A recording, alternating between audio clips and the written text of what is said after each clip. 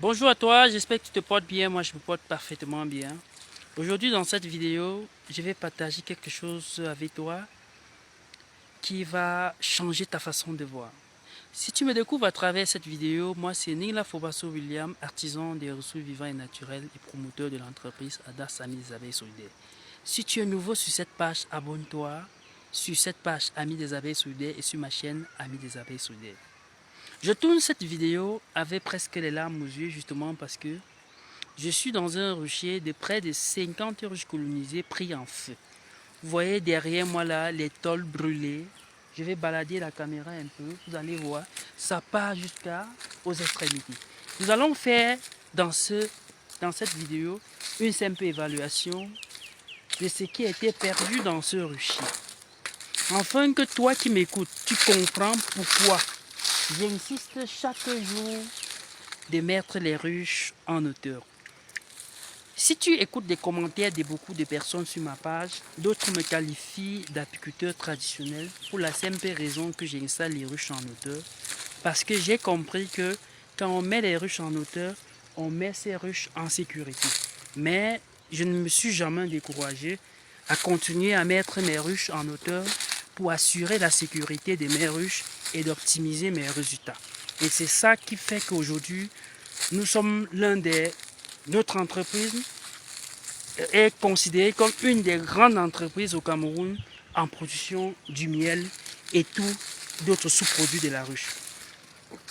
Vous en êtes conscient. Vous voyez là, toutes les ruches calcinées, mais regardez là, les ruches qui ont été mises en hauteur n'ont eu aucun problème. Alors mes chers amis, asseyez-vous confortablement, nous allons faire le calcul. Ça s'étend un peu de partout, hein. Tout ça, aucune ruche colonisée à bas niveau existe encore dans ces ruchers. Tout a pris feu. Alors, vous êtes d'accord avec moi que ce sont des ruches qui n'ont pas été récoltées. Et les récoltes, on a prêté ces récoltes d'ici le 10 du mois de mars. 10 mars, nous sommes le 28 février. Les ruches ont brûlé. Regardez vous-même, ça fait mal. Je peine même à m'exprimer parce que c'est choquant, parce qu'on perd non seulement du miel, du pollen, de la propolis, mais également la colonie et la ruche. Alors faisons des calculs. Sur une ruche, comme celle-ci, ce promoteur devrait récolter minimum 8 litres de miel. Au minimum 100 grammes de propolis. Minimum 200 grammes de pollen. Et après la récolte, il devrait en avoir les déchets qui devraient en faire de la scie d'abeille.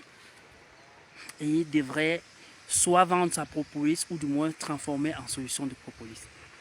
Donc, également, il en perd la colonie et la ruche. Donc, pour cette ruche, il perd le miel, le pollen, la propolis. Il perd la ruche, il perd la colonie.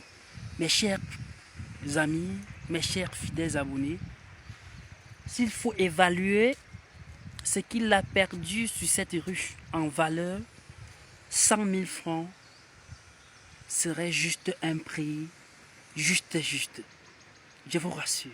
Parce que la colonie en elle-même se vend minimum à 40 à 50 000 francs. Une colonie, parce que tout part de là. Maintenant, le miel, la propolis et tout. Vous voyez que 100 000 francs, c'est la moyenne. Donc, je vous ai dit qu'il y en avait minimum 50 ruches colonisées dans ce rucher. Prenez 50 000, prenez 100 000 fois 50 et vous-même vous allez comprendre combien il perd dans ce rucher. Alors, je ne vais pas beaucoup parler. Vous savez comme moi que je vous ai toujours dit, les ruches en hauteur sont en sécurité. Si cette vidéo peut vous permettre de réfléchir autrement et d'éviter de telles choses, alors qu'elle soit le cas. Mais si vous voulez, vous qui m'écoutez, que demain quelqu'un vive ce genre de truc, ou vos proches, ne partagez pas la vidéo. Mais si vous voulez que des gens peuvent comprendre que ce que j'ai dit chaque fois là a un sens, partagez la vidéo. Fidèle abonné, à bientôt.